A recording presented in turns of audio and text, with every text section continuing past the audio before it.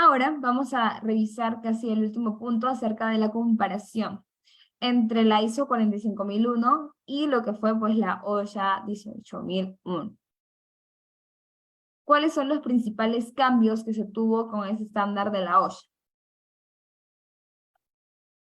También teniendo en cuenta que la OSHA pues salió en el 1999 con una primera versión de la norma, en el 2007 ya se tuvo otras versiones y saliendo justamente esta segunda versión. Posteriormente, pues ya no se tiene como referencia hasta el 2018-2019 aproximadamente, donde ya se volvió de manera oficial ya, o la OSHA ya no estaba como que apta. Entonces la ISO 45001, ahí fue ya determinado que se iba a justamente a usar estos medios o esta normativa ISO. Ahora, revisando, por ejemplo, la 45001, ¿no? Revisamos acá cuál es esta 45001, cuántos acápites tiene. Tiene 10 puntos, como habíamos mencionado al inicio. También tiene 28 requisitos necesarios. Entonces acá vamos a revisar un poco de cuáles fueron los principales cambios. Por ejemplo, en el tema del contexto de la organización. Antes la OSHA no mencionaba acerca de este contexto de la organización. No te mencionaba si teníamos necesidades, expectativas, cuáles son las partes interesadas, por ejemplo, de la organización. Entonces, no lo definía como tal. También no mencionaba acerca del liderazgo y compromiso de los trabajadores, no hablaba, por ejemplo, acerca de un comité, tampoco se tenía las acciones para abordar los riesgos y oportunidades, una planificación de acciones, cuáles son los objetivos, y también se tenía, por ejemplo, el tema de compras, cómo se maneja el procedimiento para contratistas, para una contratación externa, y la parte de mejora. La parte de mejora es netamente de las ISOs, ¿no? Entonces la OSHA no tenía esa parte de mejora, tanto la parte de generalidades y la parte de mejora continua. Acá también podemos revisar cuáles son el esquema de los requisitos de esta ISO. De igual forma, ya lo hemos podido observar al inicio, pero de igual forma vamos a hacer un pequeño recordaris. El tema del contexto de la organización, el número 4, por ejemplo, el inciso 4, ahí, por ejemplo, observamos y comprendemos cuáles son las necesidades y expectativas de los trabajadores. El punto 5, que tiene que ver con liderazgo y participación de los trabajadores, esto forma parte de una forma modular o el motor netamente de esta ISO, ¿no? Por ejemplo, el tema de liderazgo y participación de los trabajadores va a ser de manera fundamental para que esta ISO o esta implementación del sistema de gestión de seguridad y salud en el trabajo se pueda realizar de manera adecuada. En otra parte, la otra sección es la parte de planificación, ¿no? Tener que abordar los riesgos y oportunidades, planificar las acciones, los objetivos de seguridad. El punto 7, el tema de apoyo. Tenemos que tener un control de la información documentada, tenemos que tener los recursos, tenemos que tener un plan de comunicaciones en el número 7. Posteriormente, hago la parte operativa, la parte operacional, el número 8, que tengo que ver por ejemplo, con el tema de compras, el tema de contratistas, el tema de la eliminación. Ejecuto, por ejemplo, una jerarquía de controles para poder eliminar estos peligros o reducir el tema de los riesgos. Tengo que tener mi plan de contingencia, plan de emergencia. El 9, la evaluación del desempeño. Hago que mi organización tenga auditorías internas, realizo, por ejemplo, un tema de medición anual, también por la parte de la alta dirección lo revisa. Entonces tengo programas de auditorías internas ya definidas por la organización. Y el último punto, que es el número 10, pues ahí se revisan las no conformidades ante las auditorías internas, por ejemplo, cuáles son los planes que se van a tener a ejecutar, cuál es la eficacia de estos planes, y también la mejora continua como un tema de indicadores. Cambios en la estructura respecto a OSHAs, ¿no? Por ejemplo, el tema de OSHAs mencionaba política, planificación, implementación y funcionamiento, verificación y acción correctiva, y netamente pues el tema de la verificación por la dirección. No, eso es netamente de la ISO, ¿no? Mejora continua netamente de la ISO 45001. Revisión por la dirección también netamente de la ISO 45001. Entonces, se tuvo un cambio en la estructura respecto a OSHAs, ¿no? Se hace un tema de PHBA también, se realiza y se ejecuta el PHBA, la parte de planificar, de hacer, de verificar y de actuar, ¿no? De acuerdo a los 10 puntos, a las 10 secciones que se tienen en las ISOs, ¿no? Esto va a ser de manera fundamental. Por eso que en las ISOs netamente, no solamente en la 45001, sino también en la parte de calidad, en la parte ambiental, se establece y se trabaja con esta estructura de PHBA. ¿Cómo se relaciona, por ejemplo, entre la estructura de alto nivel y el ciclo de PHBA o PDCA, según sus siglas en inglés? Entonces, como habíamos mencionado también al inicio, ¿no? ¿Cómo se va a tener la parte de planificación? Por ejemplo, la planificación viene en el punto 6, justamente planificar, hasta pues tener la parte del apoyo, los recursos, la parte de operaciones, que eso serían encargados por la parte de hacer, ¿no? Yo planifico en el punto 6, según la ISO 45001, pero ¿dónde lo voy a ejecutar? ¿Cómo lo realizo? Entonces tengo el tema del apoyo, que es el número 7, dentro están los recursos, la parte operativa, cómo elimino el tema de los peligros y reduzco los riesgos. Entonces esa parte es del hacer. Posteriormente, cuando ya realizo estas acciones, estas actividades, tengo que verificar, evalúo según el desempeño, esa es la sección 9. Auditorías internas, revisión por la dirección, revisión de los objetivos, etc. Después de que yo verifico, también actúo y reviso si es que pues fueron estas revisiones en la auditoría, esta revisión por la dirección tuvieron no conformidades, tuvieron incidentes, etc. Y hago una mejora. Y otra vez, de acuerdo a lo que yo ya establecí en estas no conformidades, hago otra vez una parte de planificación. Y de ahí otra vez realizo, y de ahí otra vez verifico, y otra vez actúo.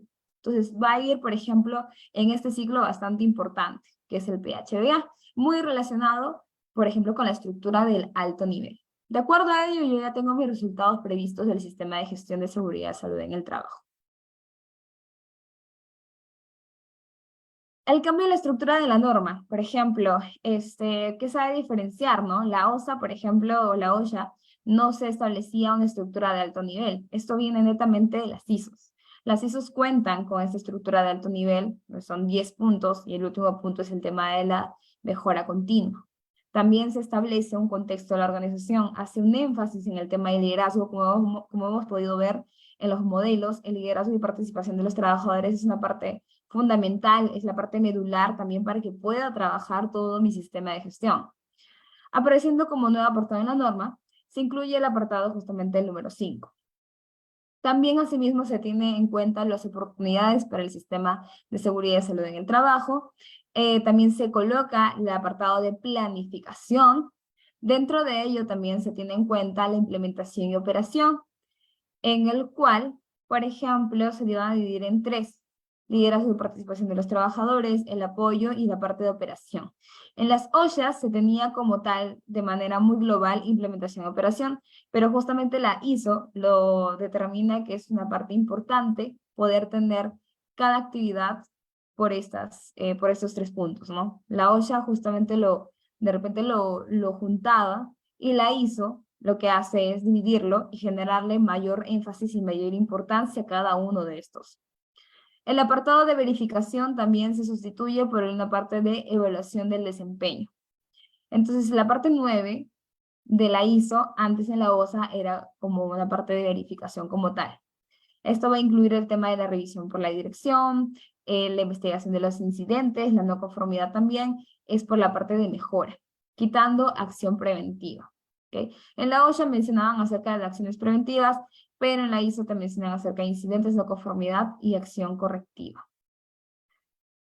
También se añade de igual forma, aparte de 10.3, que es mejora continua como tal, la revisión de indicadores, de cuánto hemos reducido, por ejemplo, las no conformidades, cuánto hemos avanzado en estas medidas o en estas acciones subsanadas, ya están completadas, están en proceso, están atrasadas, etcétera. Esto forma parte también de la 10.3, que es la parte de mejora continua. Hemos avanzado, no sé, un 80%, tenemos ya terminado de las acciones de las no conformidades mayores, o tenemos un 30% de acciones atrasadas en las no conformidades mayores. Entonces es bastante importante poder identificar ello también.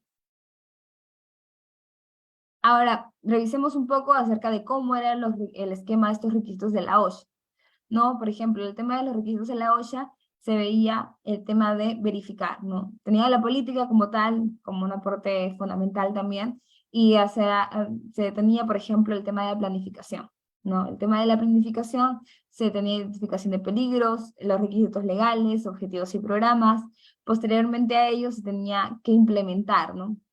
Tenía como casi 4 capítulos o 5 capítulos que pues, por ejemplo, comparado con la 45001, esta implementación y operación pues ya se son divididos más específicamente, ¿no? Son una división bastante importante porque le dan mayor relevancia a cada punto.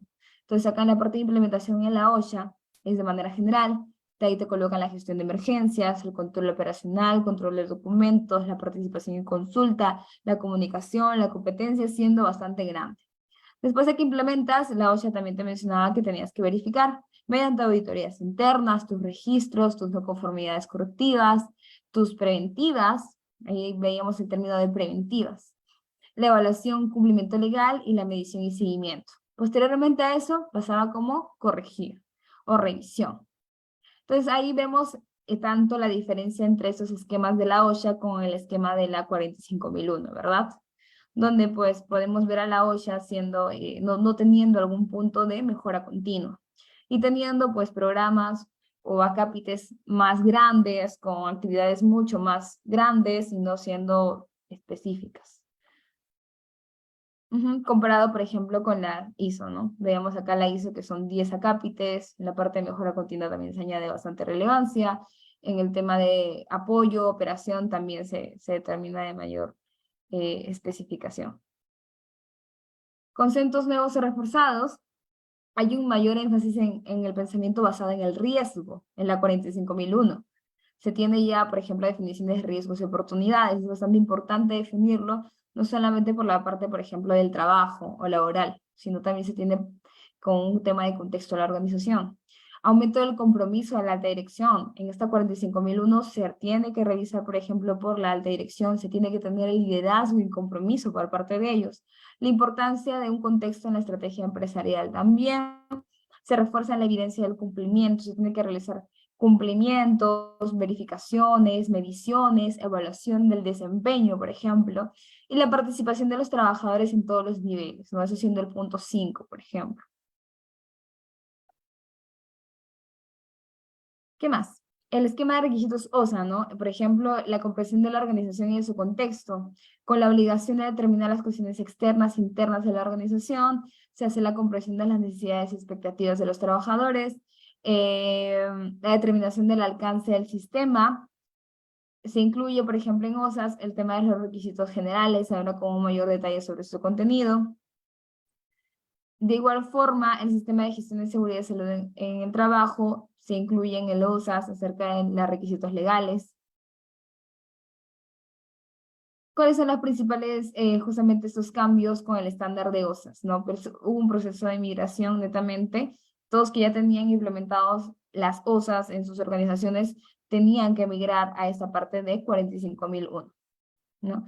Entonces, las organizaciones que estén certificadas con OSA, eso fue en el 2018, en marzo, tienen que realizar las siguientes acciones: identificar las carencias del sistema de gestión para que puedan cumplir con los nuevos requisitos de la ISO 45001, dado que ya estaba desfasado, la OSAS, establecer un plan de implementación de la norma, asegurar que se cumplan las necesidades y competencias exigidas, adaptar este sistema de gestión que tenían en la OSA existente para cumplir con los nuevos requisitos de la norma. En caso de querer certificarse con la ISO 45001, también deberían contactar con su organismo que fue certificado para que les ayude con el tema de la migración de la OSHA de las OSAS a la ISO 45001. También a los organismos de certificación. Se recomendaba llevar a cabo actividades de migración durante una vigilancia de rutina, la auditoría de recertificación y una auditoría especial. ¿No? También estas auditorías de migración se llevan a cabo sobre un programa de vigilancia y también se llevan actividades para incrementar un día un auditor, ¿no? Esto es bastante importante para que puedan cumplir el proceso de migración. Entonces, si es que es positivo y si se llega a adaptar netamente su sistema de gestión de seguridad y salud en el trabajo, de la OSAS se pasa a la ISO 45001, se tiene un nuevo certificado de acreditación. Entonces, ahí es bastante importante que puedan tener, un momento, bastante importante que puedan contar con justamente el apoyo de la empresa que justamente tuvo una certificación o certificó en OSAS para que apoyen el proceso de migración también. También mencionan acerca de una auditoría presencial, ¿no? Acerca de realizada por el organismo de certificación. Y la fecha de vencimiento de las certificaciones acreditadas a OSAS 2007 emitidas tendría un proceso final o un periodo final o de migración de 3 años. O sea, la ISO 45001 no es que, o sea, ok, salgo, salió la norma y, ok, hasta aquí nomás y todas las normas de OSAS o certificados de OSA quedan anuladas. No, se dio un periodo de 3 años para que puedan hacer el tránsito de migración. Entonces, por lo cual, en marzo, mismo marzo del 2021, se tuvo como fecha máximo para que estas empresas puedan ser migradas, ¿no? O sea, era totalmente válido hasta, por ejemplo, 2020, ¿no? Seguir teniendo OSAS. Pero ahora 2023 ya no es netamente, ya no es nada válido estas OSAS. Se hace un tema de cumplimiento de las ISO.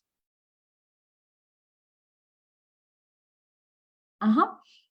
Entonces, pues, por parte final veíamos este proceso de migración de la OSA, netamente, a la 45001. Entonces, revisamos rápido un poco acerca de cómo era la estructura para poder diferenciarlo.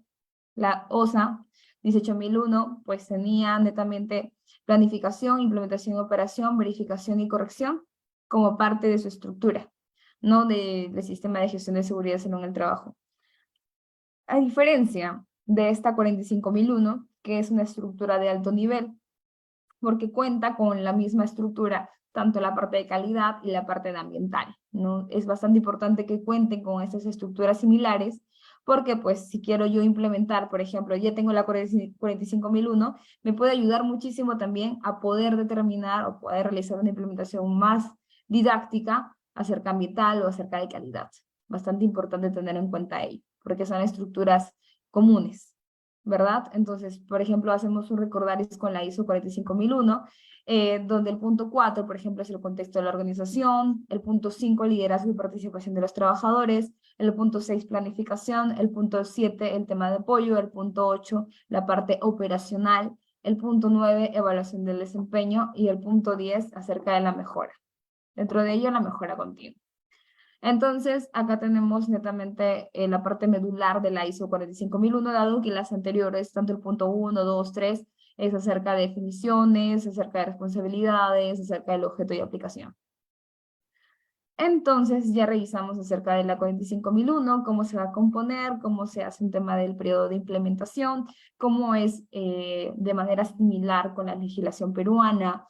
La ley 29783 nos menciona acerca de la matriz y per se, dónde cae, por ejemplo, acá en la ISO 45001, cómo nos ayuda el tema de los requisitos legales que nos dice la ley, cómo nos ayuda, por ejemplo, el tema de las auditorías internas que también nos menciona la ley, cómo nos ayuda el tema del comité dentro de esta ISO 45001, dentro de participación de los trabajadores. Teniendo un comité, ya estoy realizando un tema de consulta y participación de los trabajadores. Entonces, de manera similar con esta ISO. Entonces, también un cumplimiento de la ley nos aporta muchísimo a poder de repente tener una implementación de la ISO 45001. Entonces, es bastante importante tener en cuenta ello. Ok, entonces, si tienen alguna consulta, pueden de repente levantar su mano o de repente pueden escribirlo para darles el paso. Espero que haya quedado claro acerca de esta implementación de la 45001, la importancia que se tiene en las organizaciones. Dan también un tema de prestigio empresarial, ¿de acuerdo? Pero le vuelvo a recalcar, no es solamente tener un certificado de la ISO 45001 y soy pues una empresa netamente importante en seguridad y salud en el trabajo, no, o sea, se tiene que tener en cuenta que tanto la parte documentaria o todo lo que tengamos como parte de certificado, tiene que cumplirse también en la vida real. Entonces ahí también va de la mano con la ley, ¿no? La ley te menciona acerca de la primacidad de la realidad, que tanto la parte documentaria que tengas o todo lo implementado que me muestres en un sistema de gestión, tiene que estar todo ejecutado en la vida real. Entonces, importante tener en cuenta ello. ¿no? La ISO 45001, ok, te certifican este tema de seguridad y salud en el trabajo, pero también es de manera importante tenerlo de manera física, ¿no? Tener programas importantes también para que no tengamos ninguna eventualidad y podamos proteger a todos los trabajadores en nuestras organizaciones. ¿Ok? Entonces,